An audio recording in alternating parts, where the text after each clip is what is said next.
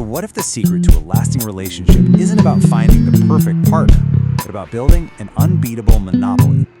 I know, it's a pretty radical idea, borrowed from the world of tech billionaires. But today, we're going to break down what it means to create a relationship monopoly. You've probably heard stuff like this before, right? We see it all the time with celebrity couples, like Anne Hathaway and her husband have this famous 2-week rule. It's their strategy, their little plan to make sure the connection stays strong. And look, it's not just for famous people. We all have our own little playbooks, don't we? Never go to bed angry. Date night every Friday, no matter what. We're all kind of playing this game of love, and we're all trying our best to win. But here's the big question, the twist. What if all this strategy, all these rules, what if they're a sign that we're playing the wrong game entirely? What if the goal isn't to win at love, but to build something so unique that you're not even on the playing field anymore? So, okay, why do we even need these rules in the first place?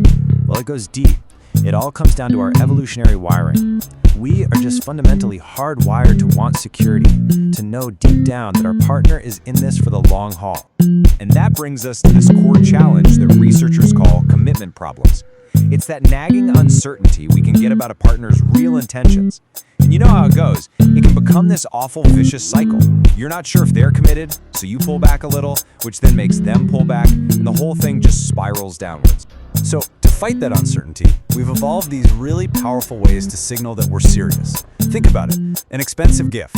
It's not really about the price tag, is it? It's a costly, hard-to-fake signal that basically says, hey, I'm invested here.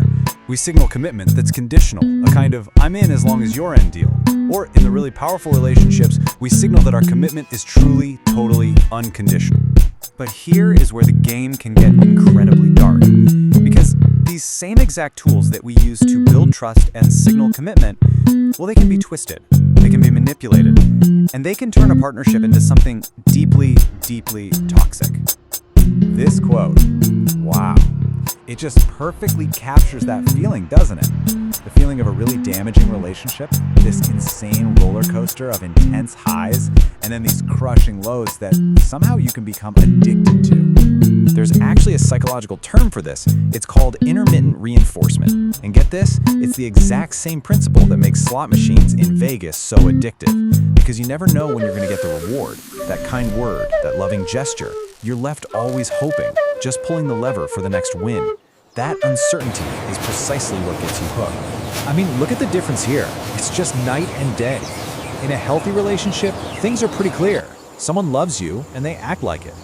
But in a toxic dynamic, you're trapped in this confusing, dizzying cycle of push and pull, constantly